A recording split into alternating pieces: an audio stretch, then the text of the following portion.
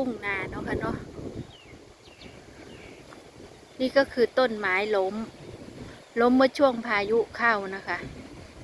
ภาษาบ้านเฮาเพิ่นเอิ้นต้นกระนวนเนาะค่ะเนาะไม่ได้ทำอะไรปล่อยไว้อย่างนี้เนาะค่ะ